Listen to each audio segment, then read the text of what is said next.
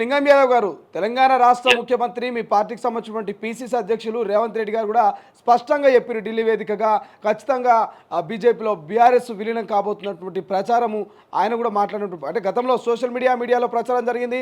రాష్ట్ర ముఖ్యమంత్రి కూడా వ్యాఖ్యలు చేయడం నిజంగా ఎంతవరకు వాస్తవం ఉండొచ్చు అందరు ఇందులో?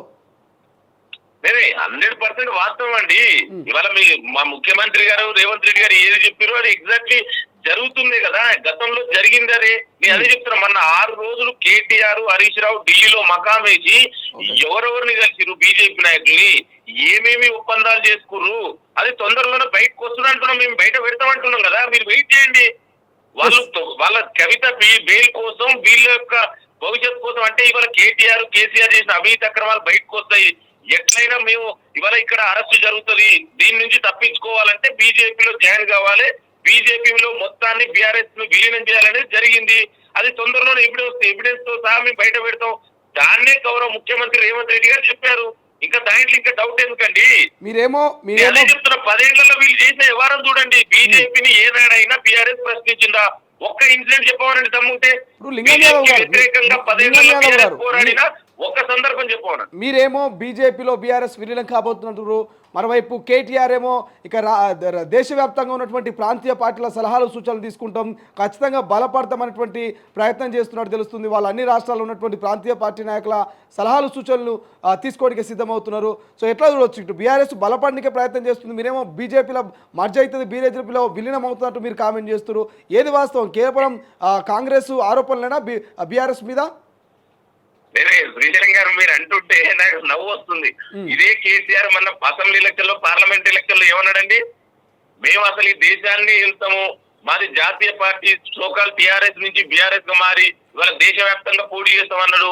ఏమైందండి? ఎక్కడ పోటీ చేసిండండి? గతంలో మహారాష్ట్రలో చేస్తా ఉన్నాడు, కర్ణాటక అన్నాడు, ఆంధ్రప్రదేశ్ అన్నాడు. ఇవాళ అక్కడ ఉన్న రాష్ట్రాన్ని శాఖలు ఎత్తేసిరు కదా, వాళ్ళ ఆఫీసులు ఎత్తేసిరు కదా. వాళ్ళ కేసీఆర్ మాటలు, బీఆర్ఎస్ పార్టీ కేటీఆర్ మాటలు నమ్మే పరిస్థితులు ఎవరు తెలంగాణ ప్రజలే లేరు. ఇవాళ వాళ్ళ అస్తిత్వం పోయింది కండి, ఇంకోరు నమ్ముతారండి వాళ్ళు. ఇవాళ ఏ ప్రాంతీయ పార్టీ అయినా బీఆర్ఎస్ నాయకులను నమ్మే పరిస్థితులు ఉందా చెప్పండి? ఇదే కేసీఆర్ గతంలో కాంగ్రెస్ లో టీఆర్ఎస్ ను విలీనం చేస్తున్నాడు. 10 ఏళ్లుగా బీఆర్ఎస్ చేసినటువంటి అందరూ చూసిరు కదా. గతంలో ప్రాంతీయ పార్టీలతో కలిసిండు, అఖిలేష్ యాదవ్ తోటి కలిసిండు, మమతా బెనర్జీ తోటి కలిసిండు. తర్వాత ఇవాళ నమ్మే పరిస్థితి ఉందా అండి? ఇంకోటి కేసీఆర్ ఎవరైతే కలిసిండో వాళ్ళందరి పరిస్థితి కూడా ఆగమైంది. మీరు జగన్ తోటి జట్టు కడితే అక్కడ జగన్ కి దిక్కు లేదు. గతంలో కుమారస్వామి దేవగౌడ తోటి కర్ణాటకలో కలిసిండు, కర్ణాటకలో వాళ్ళ పార్టీ ప్రాంతీయ పార్టీ అధికారం లేకుండా పోయింది. ఇవాళ కేసీఆర్ నమ్మే పరిస్థితులు, అసలు పార్టీనే మొత్తంగా బీజేపీకి తాకట్టు పెడుతుంటే మళ్ళీ ఇవాళ పోయి ప్రాంతీయ పార్టీలు లేఖం చేస్తుంటే ఎవరు నమ్ముతారండి? ఇవాళ వీళ్ళంతా గతంలో చూసిరు కదా. ఇవాళ దేశవ్యాప్తంగా 2 కూటములు ఉన్నాయండి. బీజేపీకి సపోర్ట్ చేస్తున్నటువంటి ఎన్డీఏ పార్టీలు బీజేపీని ఆపోజ్ చేసి ఇవాళ దేశవ్యాప్తంగా ఈ దేశంలో కాన్స్టిట్యూషన్ రక్షించాలి, రాజ్యాంగాన్ని, ప్రజాస్వామ్యాన్ని రక్షించాలనే ఏకైక ఉద్దేశంతో ఇవాళ India alliances, Congress India alliance పనిచేస్తున్నాయి. ఇవాళ వీళ్ళని కేసీఆర్ బీఆర్ఎస్ పార్టీని నమ్మే పరిస్థితిలో ఏ ప్రాంతీయ పార్టీ లేదు. ఆ పార్టీనే బీజేపీలో కలుపుతారు. ఇంకా మళ్ళీ వీళ్ళ మాటలు నమ్ముతారండి. ఎస్, ఒకసారి లింగం యాదవ్ గారు, రుణమాఫీ విషయానికి వస్తే నిజంగా రాష్ట్ర ప్రభుత్వం చెప్పిందేమో కొండంతా చేసిందేమో రవంత్ అనేటువంటి ప్రచారం జరుగుతున్నది.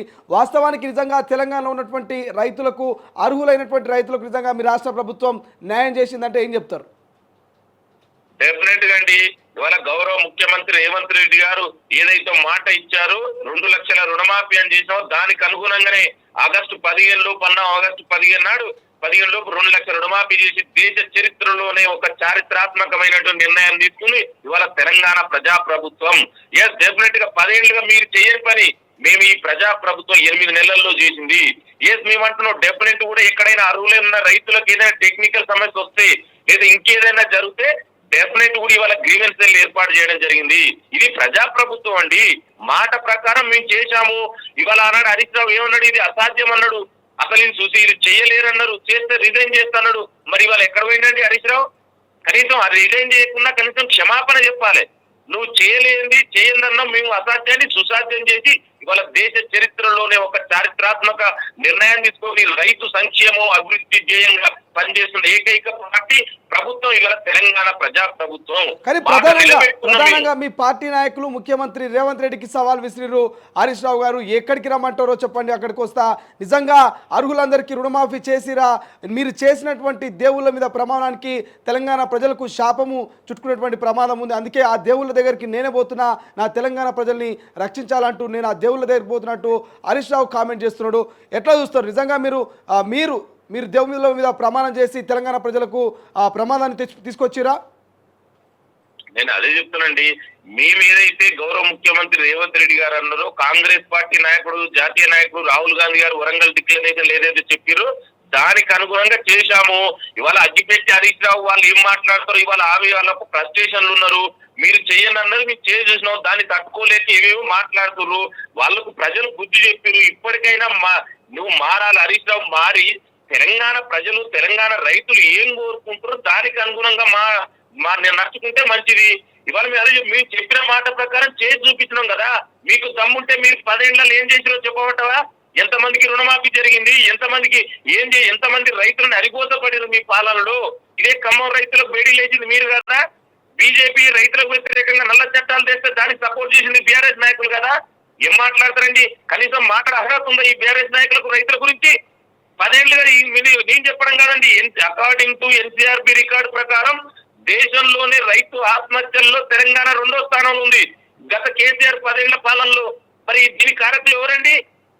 కనీసం మాట్లాడే ముందు మీ 10 ఏళ్ల చరిత్ర తెలుసుకొని మాట్లాడండి. మీరు చెప్పిన దానికి చేసినాం. ఇంకా కూడా ఎవరికైనా అర్హులు ఉన్న రైతులకు ఏదైనా జరగకపోతే ప్రభుత్వం సిద్ధంగా ఉంది.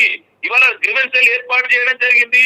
మండల వ్యవసాయ అధికారులు, జిల్లా కలెక్టర్లు ఆధ్వర్యంలో పనిచేస్తుంది. ఏ చిన్న సమస్య ఉన్నా కూడా పరిష్కరించడానికి సిద్ధంగా ఉంది. ఇక్కడ ఉంది ప్రజాప్రభుత్వం అండి, గడిల పాలన లెక్క కాదు. ఏదైనా కూడా మీ తప్పు జరిగితే సరి చేసుకుంటాం. ఎవరికైనా అర్హులైన రైతులకు కాదంటే ముఖ్యమంత్రి మంత్రులు చాలా స్పష్టంగా చెప్పారు. అరే మీరు ఏదో కోడిగుడ్డు మీద ఈకలేదే, దయచేసి మానుకోండి. మీకు దమ్ముంటే మీ 10 ఏళ్ళ మీరు చెయ్యండి. మీరు చేసినందుకు ఒక వెల్కమ్ చేయండి. ఒక ప్రభుత్వాన్ని మీరు ఒక కన్స్ట్రక్టివ్ క్రిటిసిజం చేయాలి. అంతే తప్ప ఈ వేక ఏది పడుతుంది మాట్లాడితే తెలంగాణ ప్రజలు క్షమించరండి మిమ్మల్ని. అసలైన తొలి వెలుగు. ఫాలో వాట్సాప్ @తొలి వెలుగు అఫీషియల్.